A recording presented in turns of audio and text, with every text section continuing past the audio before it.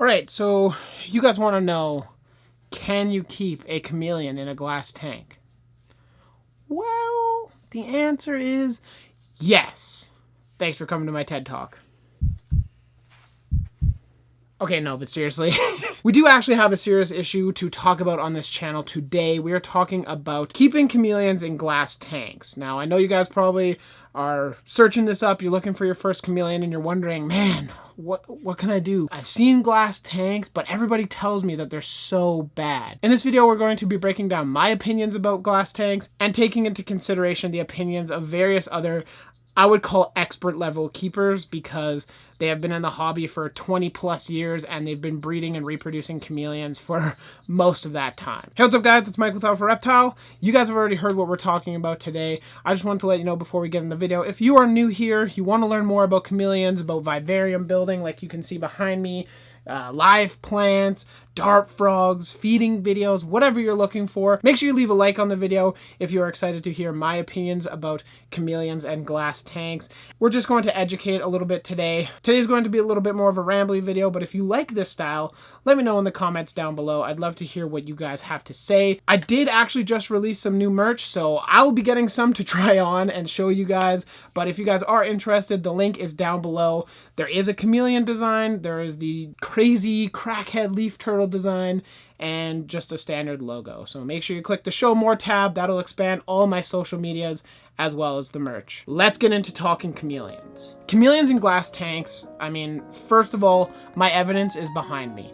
You guys can see both tanks are for chameleons. This is a pair of Bradypodium thamnobates. So these are not a super common chameleon in the hobby by any means, but they are an awesome chameleon that deserves more recognition, and I'm hoping to produce them. So that's why they're in the same tank.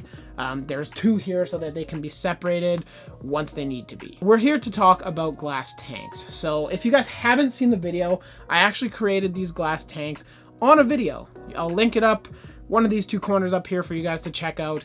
That will be the actual link of me setting up the entire enclosure, going through the whole process, building the background, all that kind of deal. If you guys are wondering what kind of enclosure they are, these are actually custom made by myself.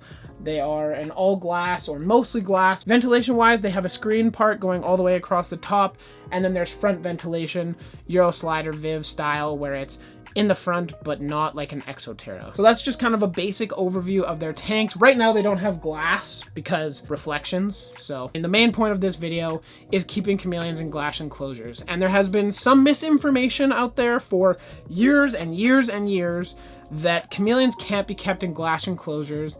And there's a couple reasons why people say that. The first argument is they say because it doesn't offer enough ventilation. Take a standard Exoterra. It's got front ventilation, the whole top is mesh. Please explain to me how that doesn't have enough ventilation. I think some people will argue that maybe there is too little, but I would also argue, what is the right amount then? Because here's my case in point, and I will be making a video about this with various different experts, talking to them about choosing the right chameleon cage for you. Screen cages really aren't the best option the majority of the time. I'm willing to say majority because a true screen enclosure is an all screen enclosure that has no solid sides. You're not covering it with a shower curtain or whatever you've been told to cover the side of your chameleon cage by. That's a hybrid enclosure. We'll get into that in the next video. The reason why I say that is because with the screen enclosure, you're going to be fighting the environment in your room. So if it's in the middle of your house, most of the common chameleons that you see in the hobby, Veils, Panthers, Jacksons, we won't go into those right now, but most of them like about a room temperature ambient. So 75, 73, or about 20 degrees Celsius. That's adequate for them. However, I don't think you keep your house at 80% humidity. It might be 80% outside, but if you have AC, if you have furnaces, it naturally will be a lot lower in your house. And that point there, the humidity, is the hardest part with screen enclosures, because in order to recreate adequately high humidity, 60 to 80, even 100% at nighttime, it's gonna be very hard to do that in your home because the screen enclosure is being governed by the external room or house or whatever, and that is what is dictating the temperatures and humidity. So unless you have a humidifier in your room, a mister isn't going to cut it. I mean, simply put, if you put a mister on for a couple minutes, twice a day, 3 times a day, whatever, you're going to need to build a pretty good drainage system if you're spraying for several minutes every time. And secondly, that humidity is just going to evaporate into the whole general room and not really provide much for your chameleon. It might boost the internal humidity very, very briefly for 10, 15, 20 minutes, that kind of deal, but it's not going to be a permanent thing. That's where glass enclosures come in handy. Glass enclosures, you are isolating the environment. You're limiting the interaction between the environment, the external environment, your room, house, garage, wherever you're keeping your animals, and the internal environment. You can create your own temperatures, your own humidity. You are going to need airflow, but anything like an Exoterra or really any of those products that you can find on the market right now are perfectly fine for chameleons.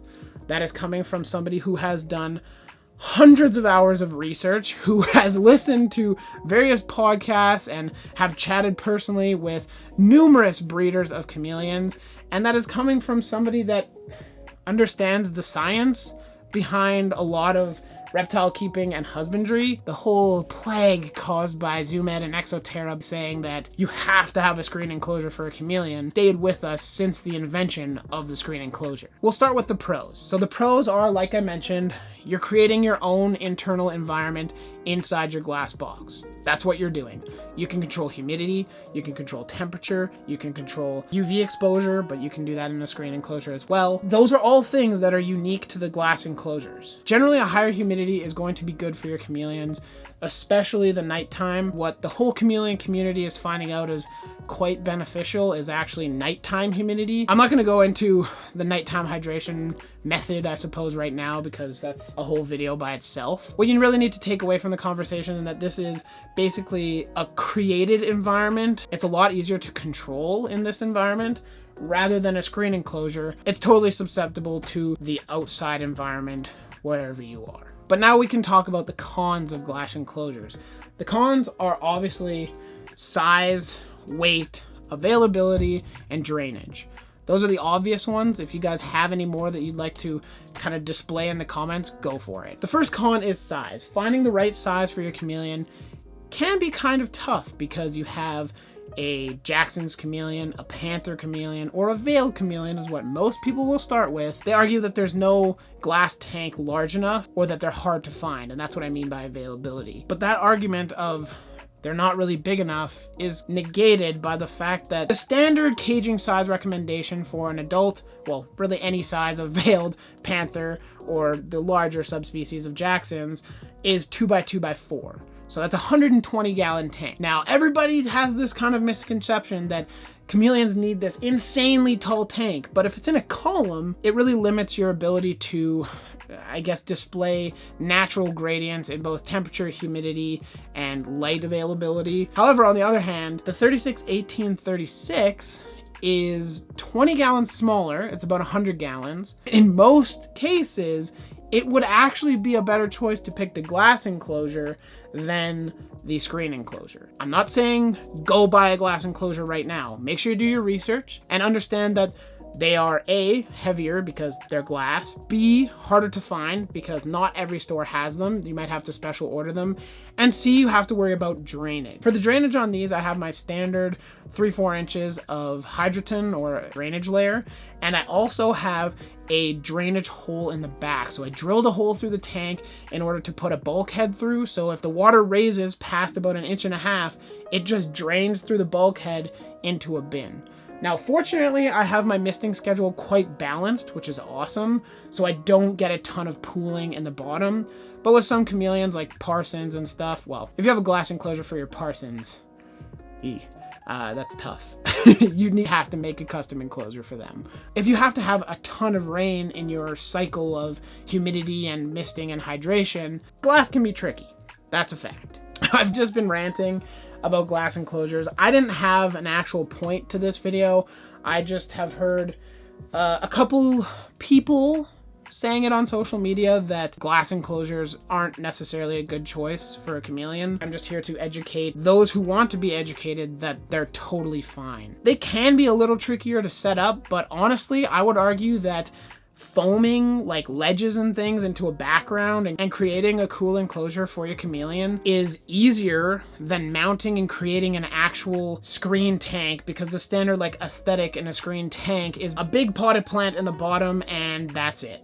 Maybe a couple branches. I won't even lie, even my old chameleon tank was that. So I've learned from my ways, and this is what they are offered now. I mean, lush with plants, great basking area. They have a UVI of 5, so that's a pretty decent exposure to UV. These tanks are the way to go. You just gotta take your time, research adequately, and find/build a tank that is good for your chameleon. So I think that covers most of what I want to say. This is going to be, I know this is at the very end, but this is going to be kind of a series. I do have a couple new videos coming out about handling your chameleons, because that's like one of my most viewed videos is handling your chameleons, and I don't really agree with it anymore, so time to update that. And secondly, it is going to be a conversation with several breeders about picking the right tank for you. This is my opinion. This is what works for especially Canadians, people that are looking to keep higher humidity in their tanks. Glass really is the way to go. I'm sure I'll get lit up in the comments about people arguing the other side, but please, like, hit me up in the comments. Let's have a conversation. If not, maybe I'll just start like an Instagram live and we can chat there and just figure things out. We can argue points back and forth, you know, just have an educated conversation. That's what I'd like to have with people. So definitely keep your eye out for those few new videos coming out about chameleon care. If you are looking forward to that, then I would strongly recommend checking out Bill Strand. Dragon Strand Chameleon Caging Company, if you're in the States, is an insane producer. They are more expensive than Zoomed, Exoterra, but the quality is, there is no comparison between a standard Zoomed or Exoterra and Bill Strand stuff. So I'll leave a link to his stuff in the description down below. You guys can go check it out. While you're down there, make sure you go check out the Chameleon Academy. So this is the former Chameleon Breeder podcast. There is a ton of knowledge there. Hundreds and hundreds of hours of great content that you'll learn from, even if it's not directly applicable to you. Like, I don't have a ton of chameleons, but I listen to every episode and you can learn, you can step up your game with each episode. So I encourage you to go check that out. It is getting very toasty in this room with all the lights and my door closed and everything. So I'm gonna head out, you guys. I hope you guys enjoyed. If I missed something, I guess let me know in the comments down below. Maybe I'll add it in like a little blurb in the video. But if I missed something, which hopefully I didn't, let me know. If you agree or disagree, if you at least have another perspective now, make sure you click that like button. If you want to hear more kind of rambly rant videos, I guess let me know in the comments down below, and click that subscribe button so you don't miss out on anything else on my channel. Reptile Room coming soon. We'll see you guys later.